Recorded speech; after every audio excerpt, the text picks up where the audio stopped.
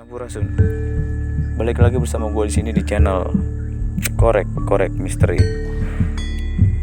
Kali ini gue berada di kota Tangerang, lebih tepatnya di makam wakaf Kong Samu. Dan hari ini gue ditemui sama narasumber.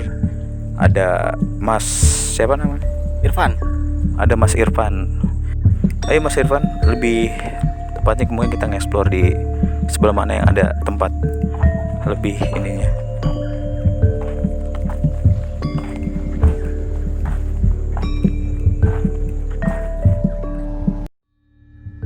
Irfan, gimana nih, gue pengen tahu cerita lengkapnya yang ada di makam wakaf Kong Samu.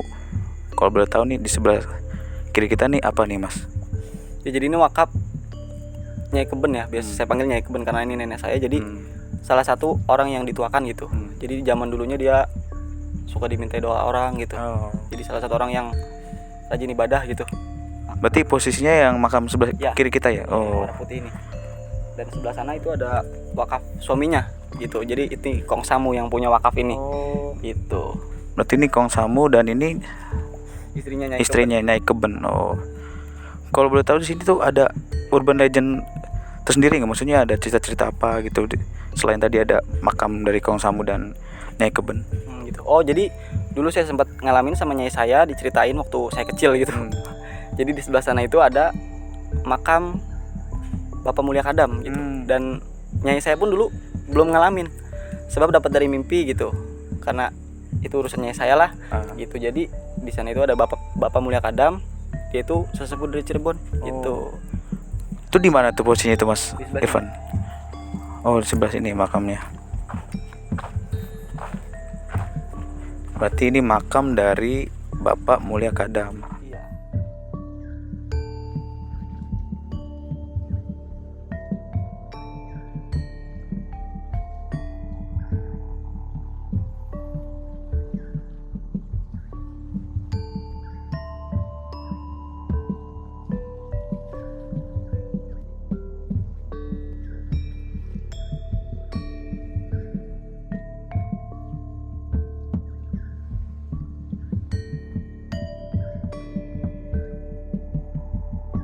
Di sini tuh lebih tepatnya tempat petilasan kah atau tempat untuk apa di sini, kalau boleh saya tahu tuh? Sebenarnya sih kalau digali lebih dalam lagi ya, di sini petilasan gitu. Petilasan yang berada di makam Kong Samu. Gitu. Berarti ini tuh makamnya siapa? Bapak Mulia Kadam ini ada di tanah wakafnya dari Kong Samu ya. Berarti tempat petilasan yang sering dibuat untuk berdoa. Ada hal apa lagi nih Mas tentang urban legendnya atau sejarahnya atau mistisnya yang ada di sini tuh? Itu kalau hal-hal mistis ya tentunya banyak ya. Tapi kalau untuk hal-hal orang yang mencari keramat bojong gitu. Keramat bojong di mana sih? Banyak orang yang datang ke sini gitu dan berdoa gitu. Untuk nyari berarti di mana letaknya keramat atau kuburan keramat yang ada di Bojong gitu ya. Ada hal apa aja tuh Mas yang Mas pernah rasain yang ada di sini tuh, atau mimpi kah atau apa dulu? Kalau setiap saya di sini sih sempat ada yang nanya gitu. Tetangga juga, Mas emang nggak pernah gitu ngerasain hal aneh di sini gitu ya. Karena mungkin saya udah biasa ya di sini. Kalau orang-orang lain sih ada aja yang bilang gitu, Mas kok ada yang loncat dari sini ke sana gitu. Jadi antara di sini kan ada makam 3 wakaf gitu ya. Di sini wakaf, mungkin di sini wakaf Kong Haji Sadam gitu. Jadi kalau malam tuh orang-orang kontrakan gitu suka lihat dari sini pindah ke sana, dari sana pindah ke sini, bolak-balik aja gitu. Kayak Nah, gitu. penampakan yang ada di sini atau mistisnya itu apa tuh Mas? Atau antara bayangan kah atau berbentuk apa gitu? Untuk bentuknya sih jelas ya. Itu ada Mbak Kunti dan permen sugus, pocong. Oh, permen sugus. Itu yang sering ada muncul di sini. Ya, dan penampakan salah satu ada di sebelah sana gitu. Ya seperti itu sih sebenarnya wujudnya ya. Pocong lah, gitu. perempuan ya. Ada ini sendiri kayak misalnya kayak penjaganya atau apa misalnya di sini gitu. Bentuk-bentuk penjaganya atau Kalau bentuk-bentuk penjaga yang sudah ada gitu ya, seperti ada ular dan harimau gitu. Oh, berarti jamaah di sini ada penampakannya pocong dan kuntilanak, dan yang menjaga tuh harimau sama ular gitu. Berarti di sini Bapak Mulia Kadam ini dulunya hanya penyiar agama Islam aja, atau dia ada ajudan kah atau siapakah gitu? Jadi zaman dulunya Bapak Mulia Kadam ini penyebar agama Islam ya. Jadi pada zaman dulu di sini pernah sering kumpul gitu ulama-ulama kayak gitu, dengan cerita dari nyai, sejarah-sejarahnya ya seperti itu. Oh iya, begitu jamaah cerita yang ada di sini di makam Mulia Kadam. Karena di sini tuh masih banyak makam masing-masing gitu, masih beda-beda. Mungkin kita bisa ngeksplor ke makam yang selanjutnya mungkin ya di sini.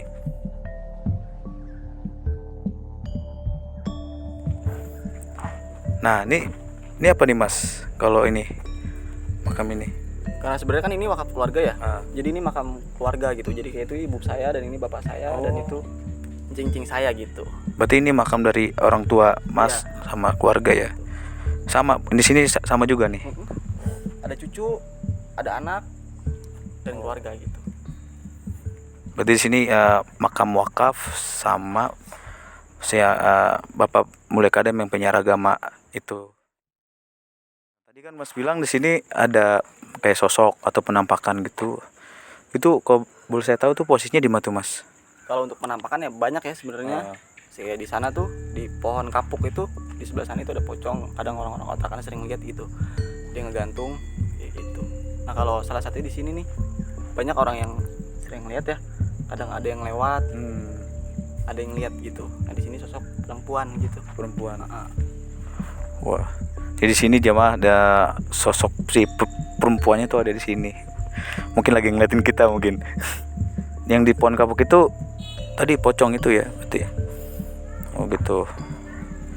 Nah, untuk yang di sini sendiri tuh di makam Bapak Mulia Kadam ada yang jagain nggak Mas? Maksudnya sering berkeliaran nggak di sininya nih posisinya? Kalau mendengar sejarah sih di sini yang jagain itu sosok ular dan sosok harimau gitu.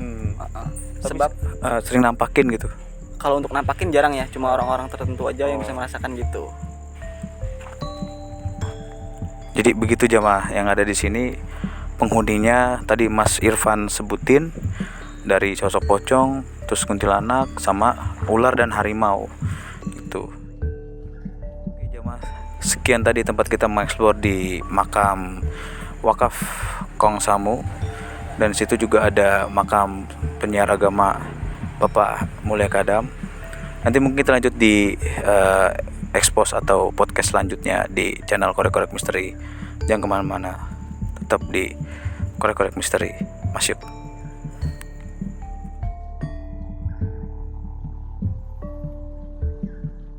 Oke jamaah, tadi setelah kita mengeksplor di makam wakaf dari Kong Samu dan makam dari Bapak Mulia Kadam, kita lanjut ngobrol-ngobrol misteri bersama Mas Irfan di sini.